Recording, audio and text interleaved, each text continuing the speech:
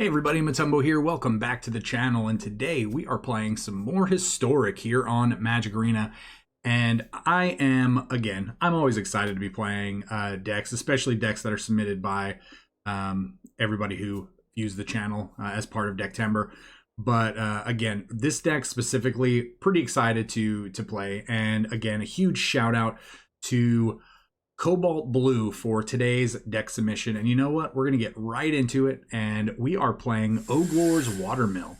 So the reason I'm excited about this deck is because it does feature one of the new cards from Alchemy, Oglor, Devoted Assistant. So a really, really cool card. And I feel like there are going to be a lot of great interactions in this deck that was submitted. So let's kind of look at what Oglor does and what we're trying to do. So Oglor Devoted Assistant says at the beginning of your upkeep, look at the top 2 cards of your library, then put one of them into your graveyard. Whenever a creature card is put into your graveyard from your library or hand, it perpetually gains when this card leaves the graveyard. Create a tapped 2/2 black zombie creature token. So what's cool about this is we get to mill ourselves every turn for 1. So we could put creatures in our graveyard with this. So great synergy within itself. But more importantly, it says when this card leaves your graveyard, create a tap 2/2 black zombie creature. So we're going to get a black zombie creature whether or not we exile a creature card from our graveyard, whether we reshuffle from our graveyard, or if we return a creature card from our graveyard to our hand, as long as that creature perpetually got that ability. So a lot of great ways in order to do this. So let's just look through all this deck, and we're going to see all the different synergies and how this deck is really going to function. So 4 copies of Wand of Vertebrae. So this is actually a pretty interesting choice. I haven't seen this card in a long time. So it's just a 1-mana artifact. We get to tap to mill. So we could potentially mill a creature, which is going to get that perpetual ability. And then if we need to, we can pay 2 mana, sack it, exile it, my mistake, and then shuffle up to 5 target cards from your graveyard into your library. So if we have 5 cards in our graveyard that all gain the perpetual ability from Oglor, this is going to shuffle them back into our deck, and then we're going to get 5 2/2 zombies off of this ability. So that seems pretty good, pretty powerful. So, and then the fact that it mills, really, really great. Looks like we have 3 copies of Gaia's Blessing. Gaia's Blessing is one of my favorite cards of all time. Really good against mill, and we are milling.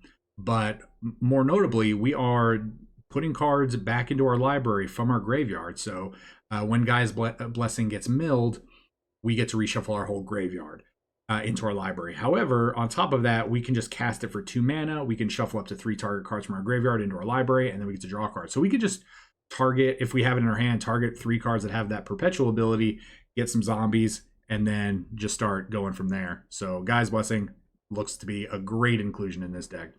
A couple copies of Outland Liberator. So this is a 2-mana 2/2, so it's just a grizzly bear, but it does have the ability that we can pay 1 mana and sacrifice it to destroy an artifact or an enchantment. And it does have, you know, the whole day-bound, night-bound ability here. So this also says that whenever it attacks, we get to destroy a artifact or enchantment that defending player controls if it is nighttime. So pretty interesting inclusion. So can put it right into our graveyard if we need to for some reason. We have 4 copies of Prosperous Innkeeper. This is an auto include in a lot of decks now, not just historic, but in standard as well. Pretty powerful. It's 2 mana. We're going to gain life every time creature comes into play on our end, and then we're going to get a treasure whenever it comes into play. Fiend Artisan. Now this is a really cool card. I've played this in a lot of different decks, whether it's you know, mill ourselves deck with like a dredge deck. You can play this in mono black Devotion because at the end of the day it does cost 2 black, but it gets +1/+1 for each creature card in our graveyard. So it is great synergy with us trying to mill ourselves and put cards in our graveyard. Or we can pay 1 mana and X to sacrifice another creature to search for a creature and put that creature into play. So that could get some of our potential game enders. I feel like a couple of inclusions of this is going to be really fun. Skull Prophet. This is an interesting card. So this is a 2 mana 3/1. So actually pretty decent stats. Having 3 attack, pretty good for 2 mana. This actually is a mana dork, so it is going to tap for either for black or for green mana. But then on top of that, it does have a synergy that we're looking for with our deck in the form that it does tap to mill 2 cards. So maybe we're tapping this to mill cards, we're going to hit Oglor, or creatures with Oglor, and we're going to get some perpetual, and we're just going to keep the party going. 4 copies of Murderous Rider. This is actually kind of cool. We can kill creatures. We can put it in the. We can cast it as just as a 2/3 zombie. When it dies, it's going to trigger not perpetual. Maybe we milled it earlier, but then when it goes to the graveyard, it gets to reshuffle back into our library. So it's an interesting inclusion. It definitely kills creatures or planeswalkers, so I definitely understand why it's in here. Plus, the lifelink is always good. Silver Smoke Ghoul. So this is actually pretty interesting. So 3 mana, 3/1. It says at the beginning of your end step, if you gain 3 or more life this turn, you get to return it from your graveyard to the battlefield tapped. So with the synergies of Prosperous Innkeepers gaining life when we're playing creatures, this could potentially, if we had milled it at some point and it got perpetual, then this is going to come back into play for free, which is also going to get some zombies. Really, really cool inclusion. Plus, we can just sacrifice this to draw cards and maybe utilize this more than once.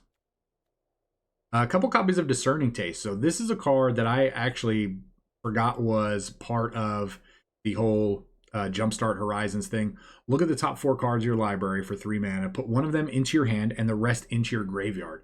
You gain life equal to the greatest power among creature cards put into your graveyard this way.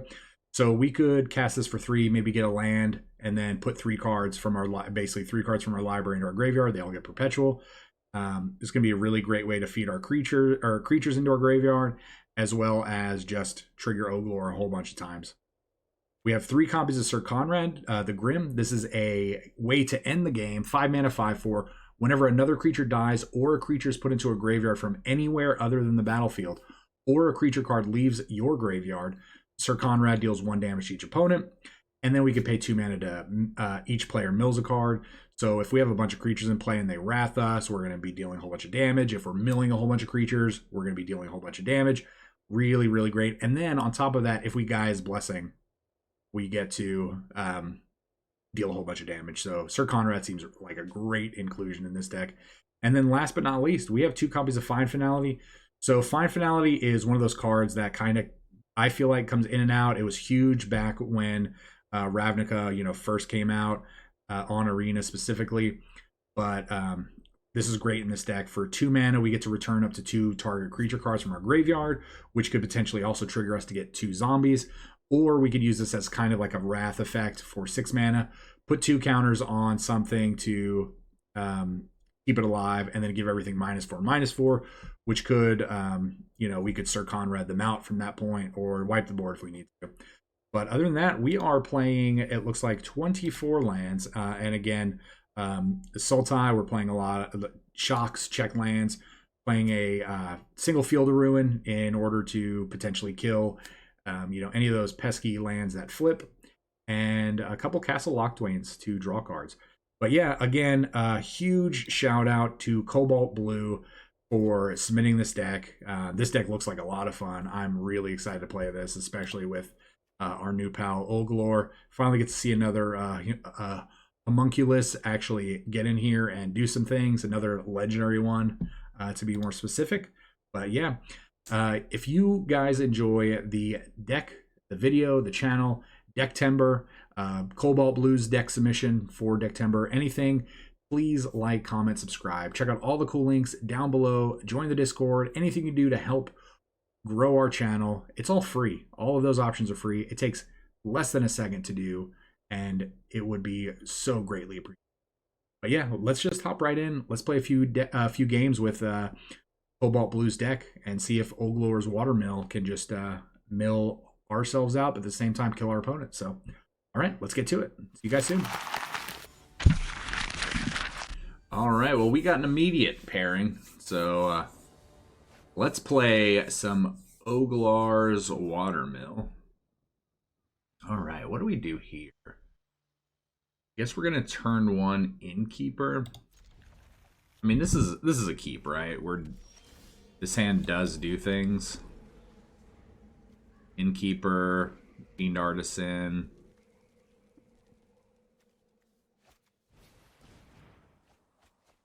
Okay. So we are just going to get... I'm actually going to play the Fiend Artisan first.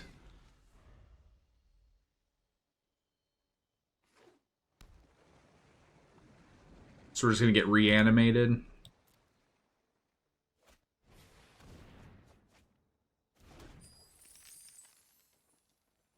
This is going to be a Mizzix's Mastery. Yep, go ahead and do your thing, my friend.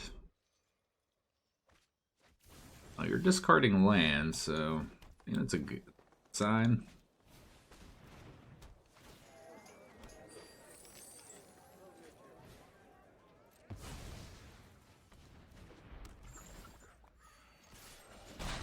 All right, let's do the thing that we're doing.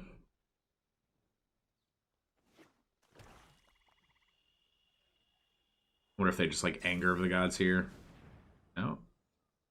Part 2. I mean, they're not really discarding anything good for the graveyard. That is good news for us.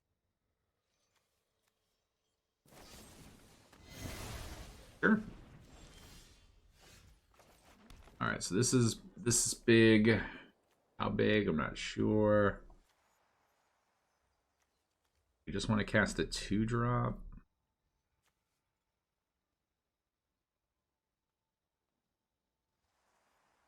I don't really feel like they're going to do much of anything next turn.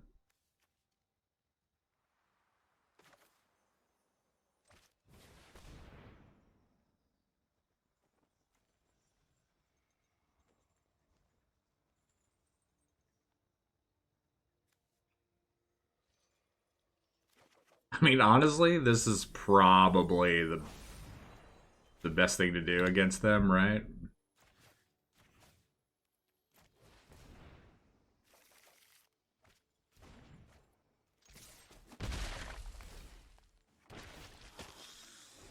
Now, they're not really doing anything in their graveyard. I mean, they could just go land Terror of the Peaks.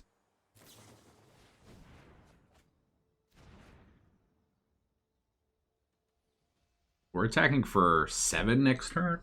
This is pretty interesting.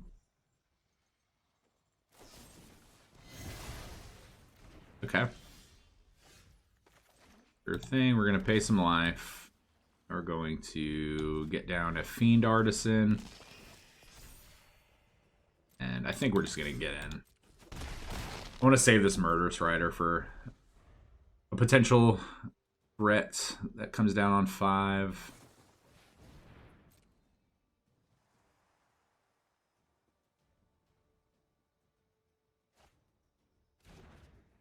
I mean, they're just discarding more card draw.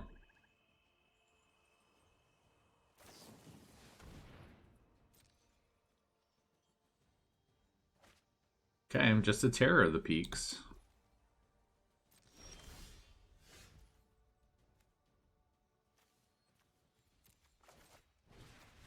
Yeah, I mean, we're just going to Gaia's Blessing them again, shuffle in their Faithless Looting and their Dragon. And probably a land. And yeah, okay. So we didn't really win in the way that this deck was designed to win.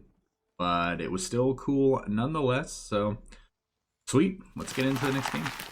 All right, well, game 2. Decktember Hydration. Let's go.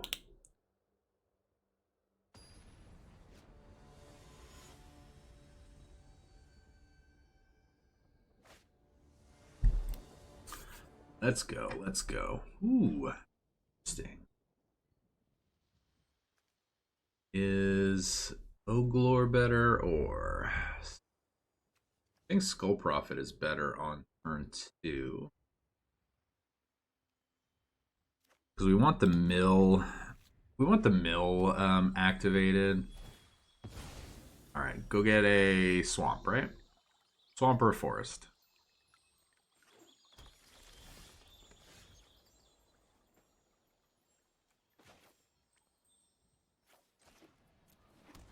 Alright. Let's do it to it. Alright, so you're playing green what? Search for a basic land. Go get a plains. Island, okay. We're going to not play the island.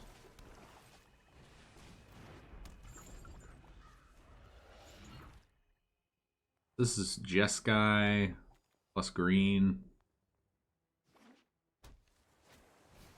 Oh, okay, okay. This makes sense, unfortunately.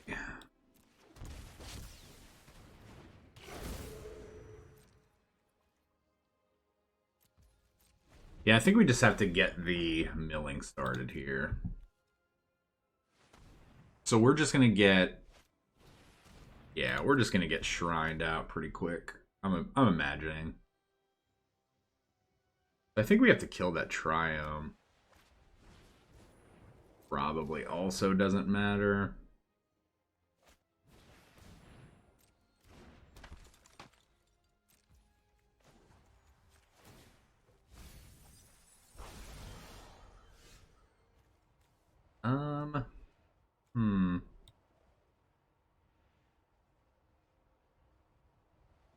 Any of these better than the other? I don't think so.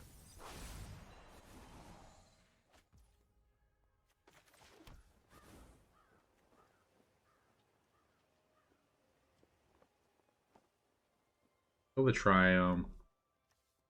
1 mana open.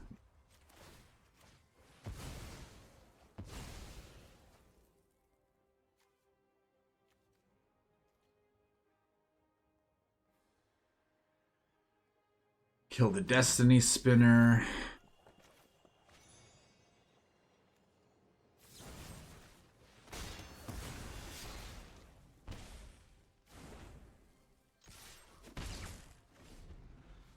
Get in there for some beats.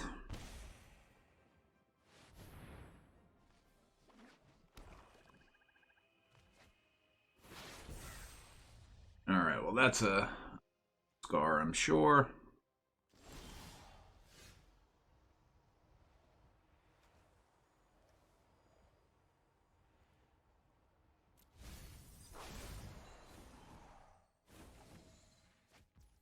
Alright, so this should work, right? Whenever it leaves the graveyard. Yep, okay.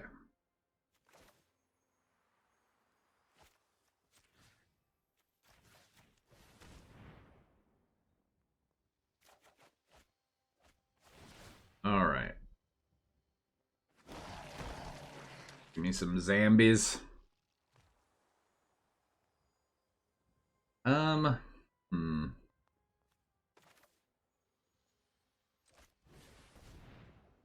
I don't really mind if this dies, right? At free value.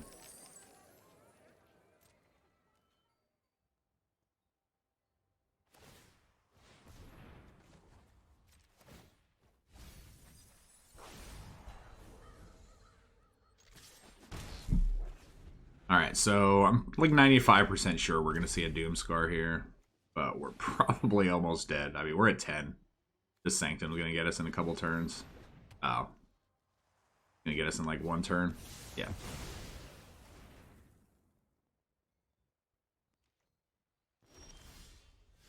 Alright, so we need a way to gain some life.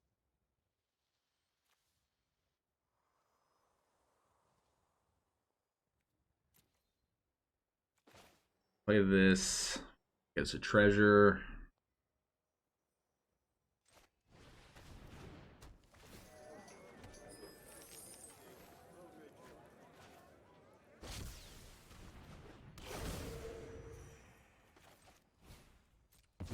Not the greatest.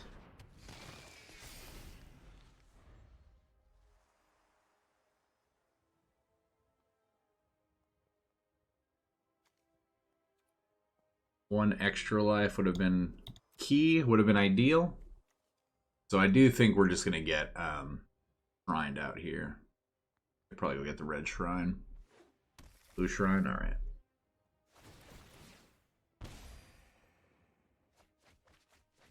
Yeah, it's so good.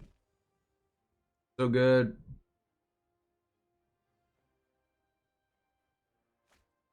We could sack a creature. Don't have enough mana to go get Sir Conrad, unfortunately. Okay, I mean, that's pretty good.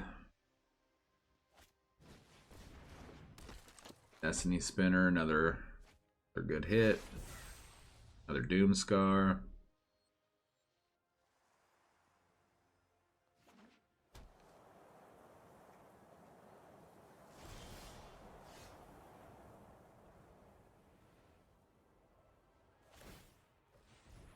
This is as a sorcery, right? Yep, sure.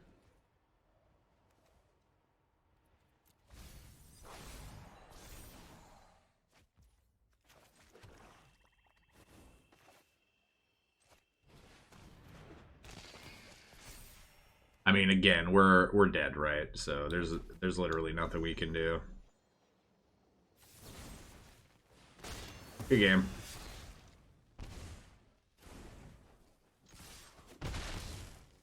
All right, there's nothing. There's nothing.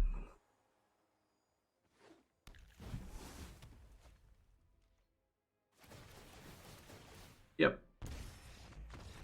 Kaboom! Our head explode. All right, well. Shrine decks are pretty annoying to play against, but very easily to counter. But unfortunately, we did not have the deck to do that today. So, all right, on to the next game. All right, final boss for the first series, the first best of 3.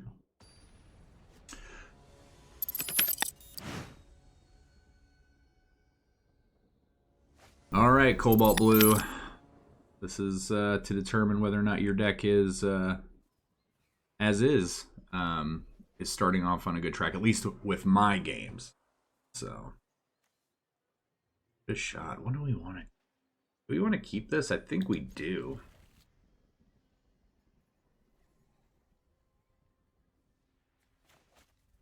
We could shock in. Oh, Lord. Oh, Lord, really? Probably a bad idea to shock this in, but we're going to. You could play a 1-drop artifact and shock in. We could play a 1-drop artifact, shock in. Alright, so...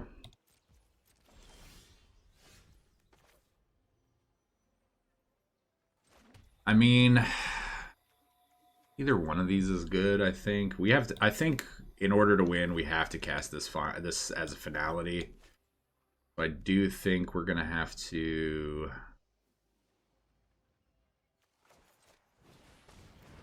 get some mana into play. We're going to have to do some sacrificing of some... It's going to be tough, though. We might not even be able to outgrow the champion. That's going to get bigger. We're going to take 5 here. Oh, gross.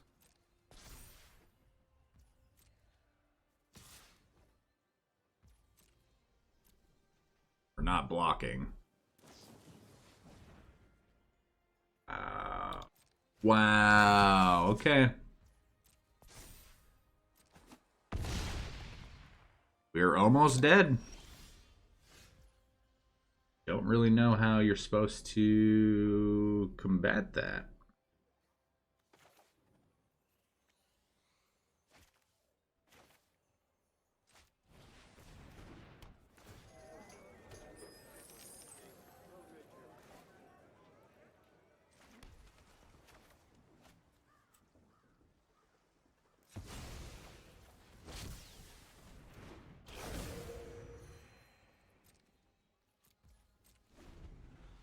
I mean, we have enough to kill it. Double strike. It's a warrior. No. Well, good game.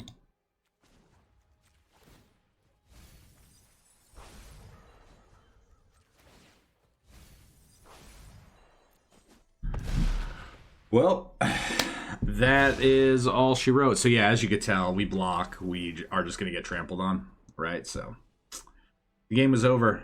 Their 2-mana special got through. Now, interesting. I have not yet, or I haven't paid attention to this card. So, pretty interesting.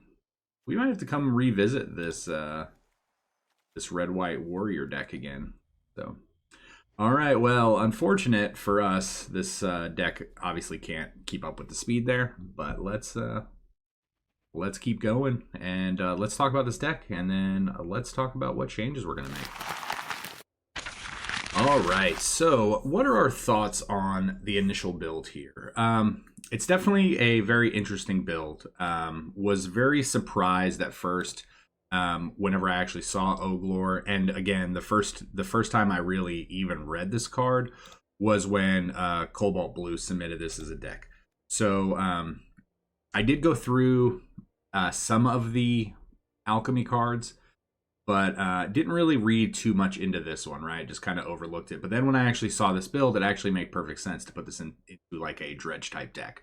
So yeah, pretty cool card. I do think a lot of the cards here are actually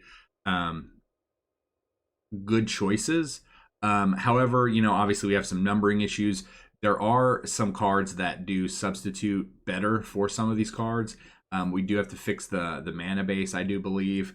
And then I do think that there are some cards in here that, there are a couple cards in here that I just don't think belong. And then at the same time, just some cards that are dead. So I am going to look at really adding more creatures to this deck. I think making the deck a little bit faster, taking out some of the removal that I don't think is necessary. And we're just going to go from there. So now, and I will be 100% honest on one of the cards I'm going to remove is Wand of Vertebrae. Wand of Vertebrae, while it does fit into this deck really well because it does mill cards and it does shuffle 5 cards from your graveyard into your library, which, you know, you can if you have 5 creatures in your graveyard that all have perpetually the ability that Oglor grants. You will get 5 zombies with this. However, I think we just want to focus more on the mill, because if we do a milling plan, I do think it's going to be more streamlined. We're just going to get more benefits. And yes, this deck does look to be mill, but at the same time, there are again some cards in here that just don't belong or are in here in the wrong quantity of the wrong quantity, basically. So yeah, with that being said, I'm going to again look at everything. I'm going to run the numbers, and we're going to see what comes out, what stays in, makes the cut, and let's just see what we can do with this deck. So again, with the magic of editing, I'll be back in just a few seconds.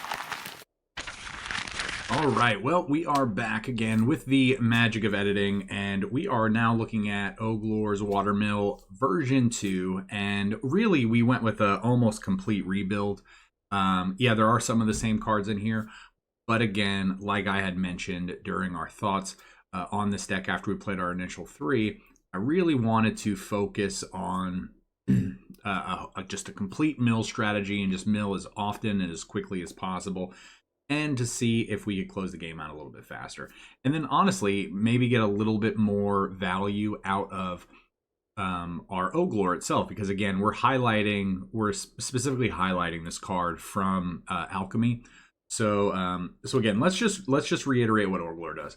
So it says at the beginning of your upkeep, you can look at the top 2 cards of your library, put one of them into your graveyard. Whenever a creature is put into your graveyard from your library or hand, it's going to perpetually gain when it leaves the graveyard, create a 2/2 black zombie creature. So again, like I mentioned, we're just trying to make sure we're milling as much as possible. We're trying to get multiple triggers, and we want to get as much value as we can from all of these different things. So let's just look through each one of these cards real quick. Stitcher Supplier, this lets us mill 3 when it comes into play and when it dies. So again, six cards, hopefully get some perpetual value.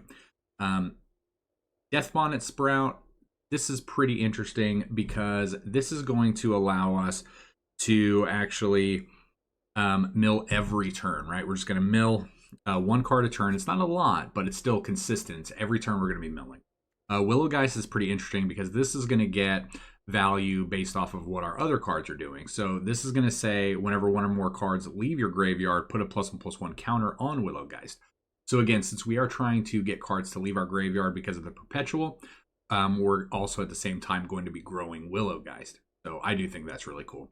Now, Narcomoeba, I think is a really cool ad. So this is a card you kind of stick away from on Arena when it comes to doing self-mill or, you know, the dredgeless dredge decks.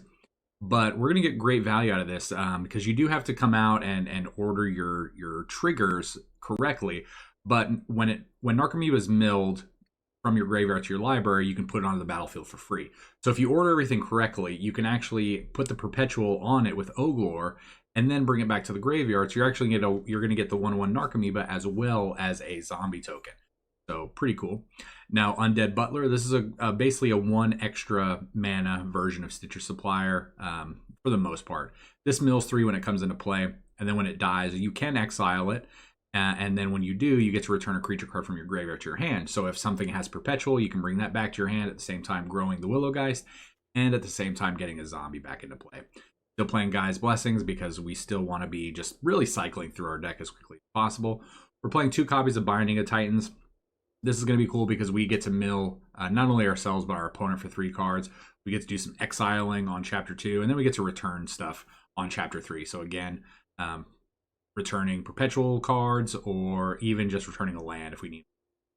Devour of Memory, when I just searched for the word mill for a lot of these cards, I found this, and this is not a card I don't think I've played, but it's pretty interesting. It says whenever 1 or more cards are put into your graveyard from your library, it gets +1/+1 until end of turn and can't be blocked. So I'm really looking at this as a way to help close the game out on turns where we're kind of just dirtling and not doing much. So maybe we're milling every turn thanks to Oglor, and then this is just going to become a 3/2 unblockable. And with multiples of those, or if we're able to trigger multiple mills, it's just going to get bigger, you know, that turn. Maybe it's going to be a 4/3, a 5/4, but either way, it's going to be unblockable.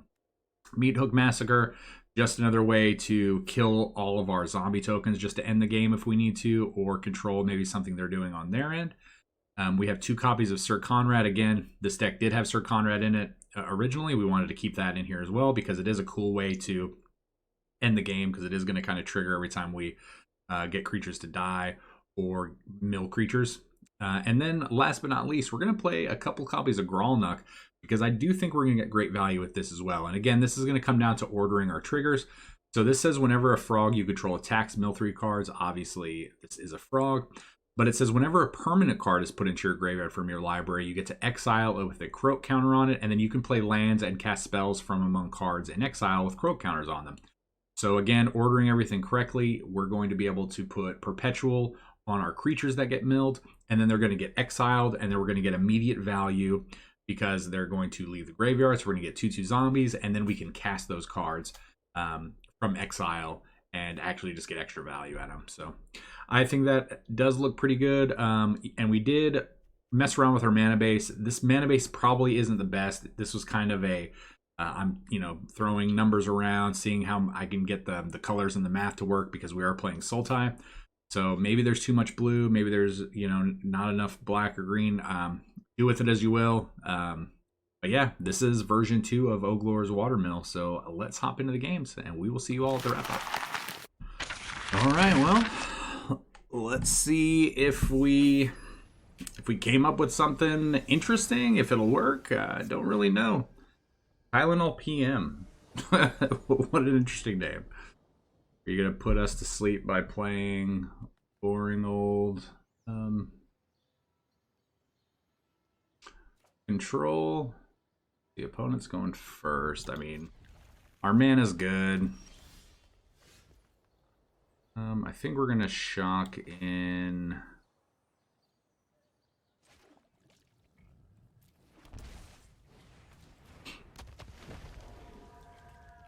I really do like the extra ability from Willowgeist that it just lets us gain life.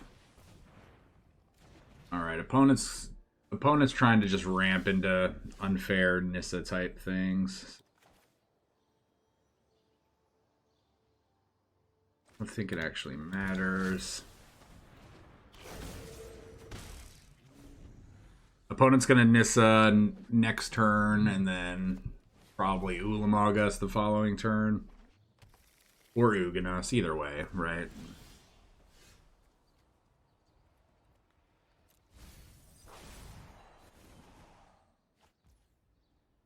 Alright, well, we're starting. I'll play this into the butler.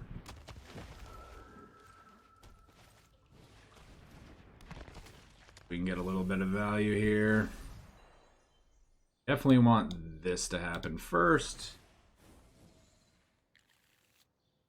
And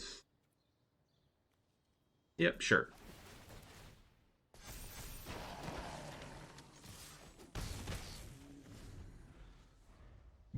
I mean, that's a pretty good turn. Oh, opponent? Opponent is not. So, I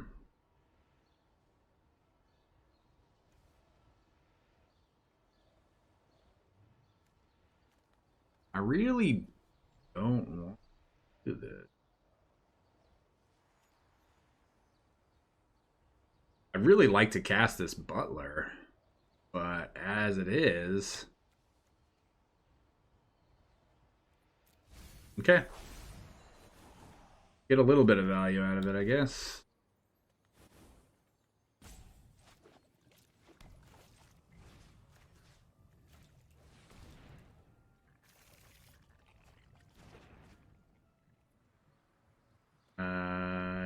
Yep. So we attack, they block a 4, so they take 3, 4, 5, 6, 7, 8, 9. They go to 7. I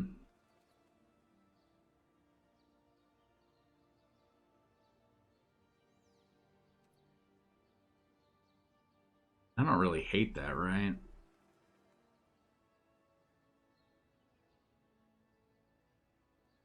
Yeah, that's good.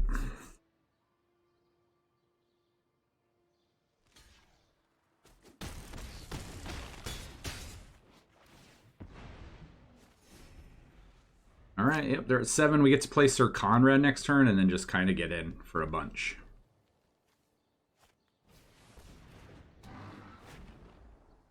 The Tylenol PM is just playing basic. Oh, that's value. Remember, we want to do it this way.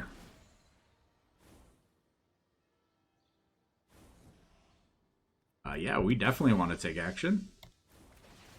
We get all the value here.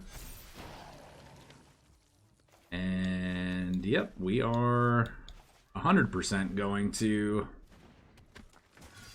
get him. I mean, if they have fog, we lose. Or we don't lose, but it's kind of bad. Oh, sure. Sure. Good game.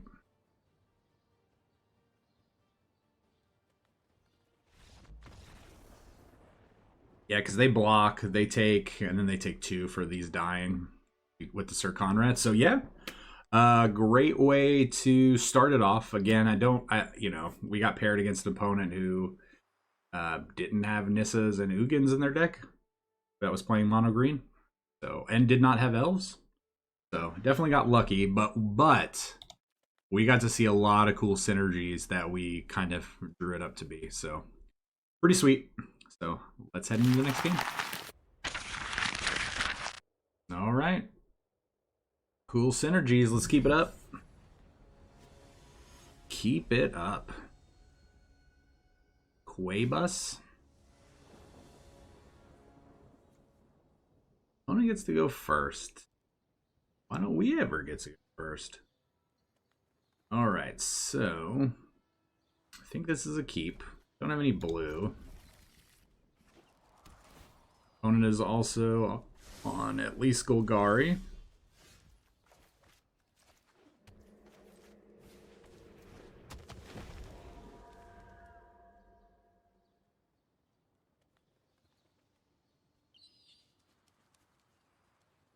They are hovering over this like it is the end of the world for them. Oh, they're on this deck. Okay. Well, you know what we're doing?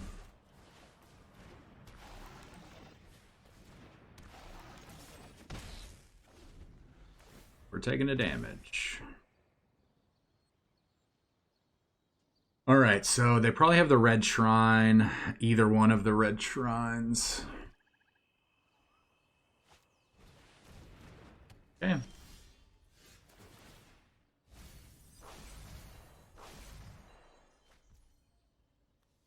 Right, so we are going to get this into play, get this into play. I mean, this is going to make the Devour of Memory a 5/4 just off of what we have in play. I am a little bit worried with what they can do over there. Okay, Hondon.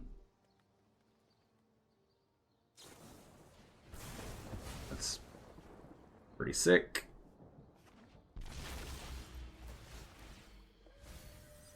Beautiful. This is a lot of damage. And if we play this, this is going to force them to go after that, so. 3, 4, or 3, 6, 7, 8, 9.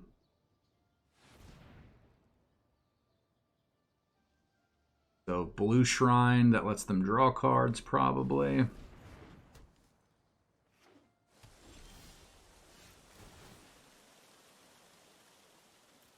I can exile a card.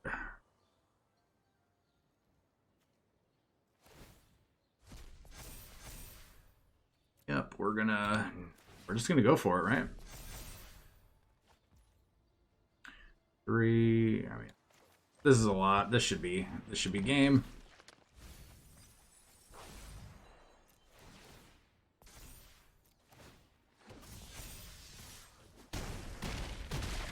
Boom. Wow. That was good synergies. There was...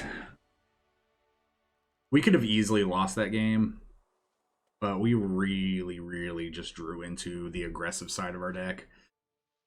Yeah, not necessarily needing Oglor, but they were doing a pretty good job over there. Luckily, we didn't see the 5-color shrine or the life gain shrine. I think the life gain shrine would have just probably for us if they would have played that instead of the Sanctum.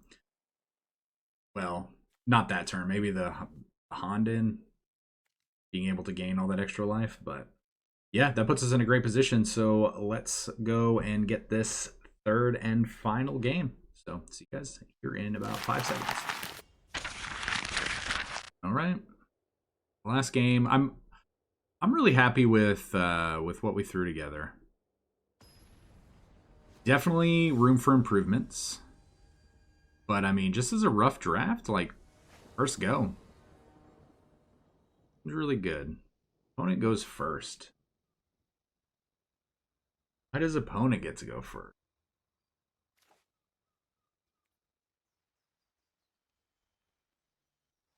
I'm gonna mulligan this. Exact same hand.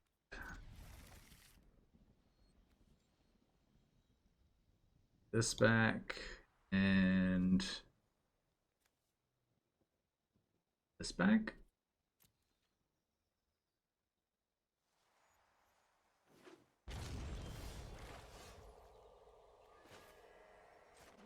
Opponent is on Niv Mizzet.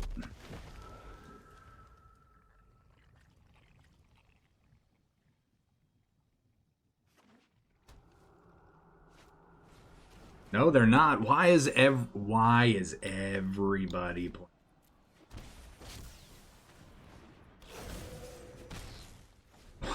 Why is everybody playing shrines today? What is the deal?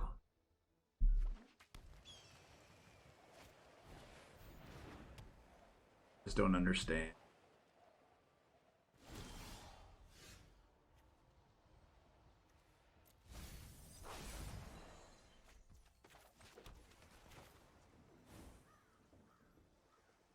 I mean, is it smart to play this? I don't think so. It's better just to get this going. Holy moly. That's a lot of triggers.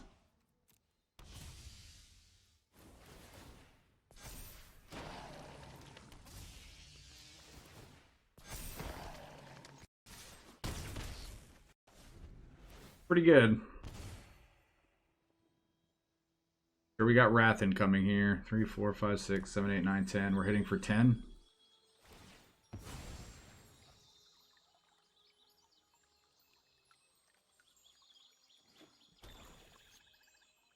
Make white. Thirst remaining. Okay.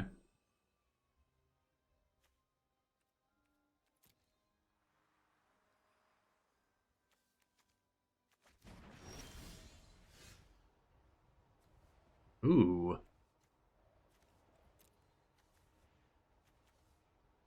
Get to reshuffle?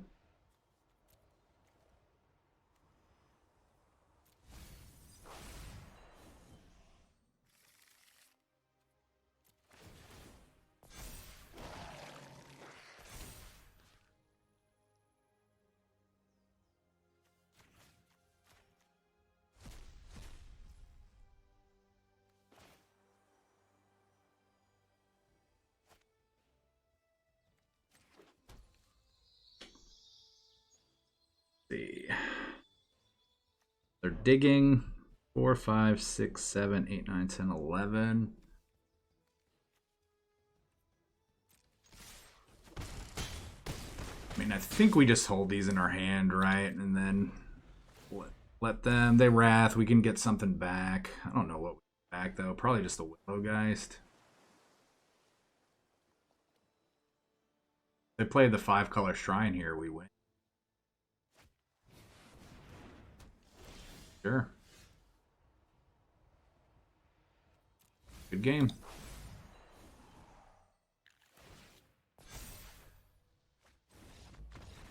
Yeah. I don't understand why we're seeing a lot of shrines today.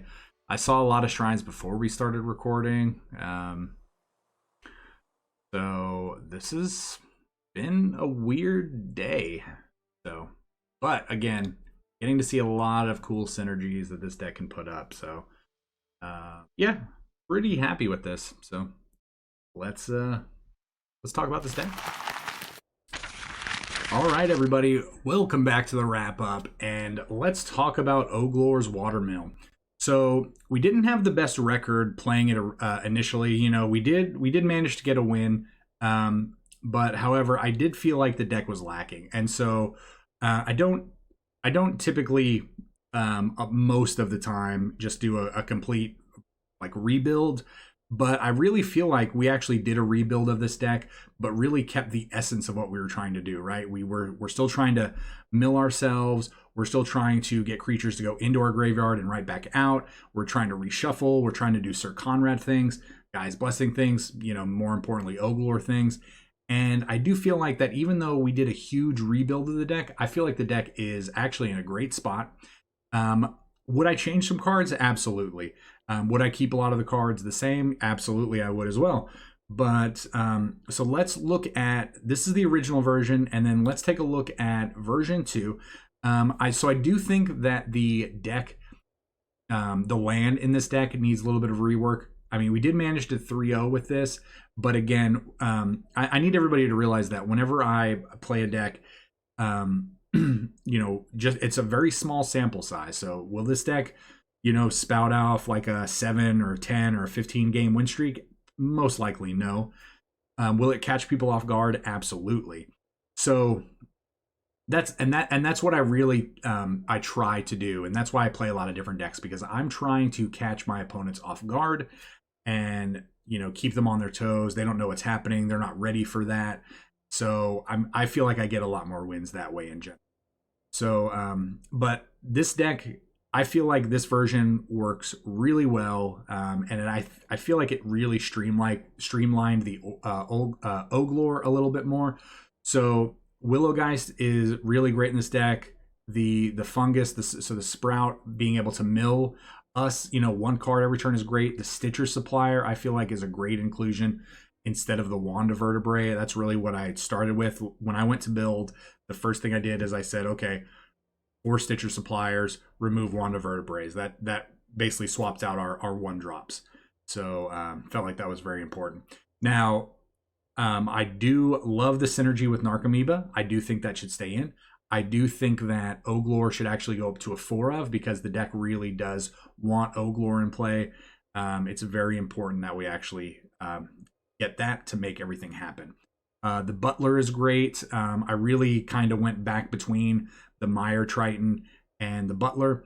Obviously, I want the Butler in the deck because the Butler actually gives us the ability to, when it dies, because it does mill 3, where the Mire Triton actually just mills 2, but it does gain us 2 life. But this Undead Butler, what it does is when it dies, we get a creature card back, we exile it.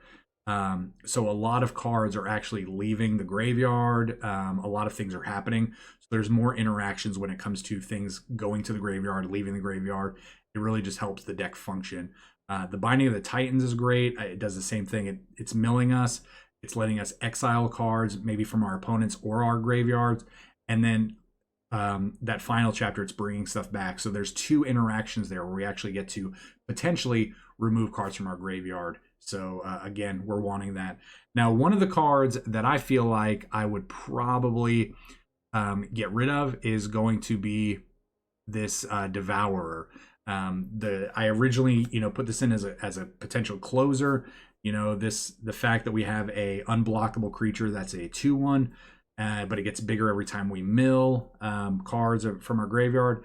I do like the card, but I do think it could just be something else. What it could be, I'm not 100% sure of. Maybe we just want to up the cards here.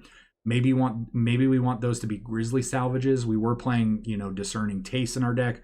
Grizzly Salvage does exactly the same thing, maybe a little bit better for only 2 mana. We could also be playing the Witherbloom command in order to give us options to either shrink creatures, mill ourselves, deal damage. So that's definitely an option there. We also get to bring land back with that whenever we mill ourselves. So that's another interaction for cards like the Willowgeist. I do think Meathook Massacre is actually a great inclusion in this deck. And the Frog. I mean, I do think the Frog has some really insane synergy in this deck. Being able to attack, mill 3, they all get counter, or they all get perpetual, then they get exiled. So then those trigger with the Willowgeist. And then you can just cast them. I mean, you get zombie tokens, really great. Sir Conrad, I feel like in this deck is just kind of hit or miss. I think it's a win more, so Sir Conrad could actually probably come out as well. But overall, this deck definitely has some great potential. Maybe we want to put in Silver Smoke Ghoul in this. Maybe we want to put in Creeping Chill. So if we mill, we actually get to deal 3 damage, and they lose 3 life, or however it works. We gain 3, they take 3. Definitely a lot of things to consider in this deck. So this was a first build of this. This is probably something we're going to hit on after Decktember is over and try to feature this and rebuild it a little bit just to see if we can get it to work a little bit better. So yeah, again, huge shout out to CobaltBlue for this deck. It was so much fun. Thank you for submitting this deck. It really gave us a chance to highlight a new card from Alchemy. So again, thank you. And again, if you enjoy the deck, the channel, the video, please like, comment, subscribe. Check out all the cool links down below. Join the Discord so we could chat each and every day. Just want to interact with as many people as I can. I want to say thank you to as many people as I can that follow the channel. It's always a lot of fun. We play games together. So yeah, again, join the Discord. I can't stress it enough. But with that being said, please stay safe. Stay awesome. Merry Decktember to everybody. We will see you all next time.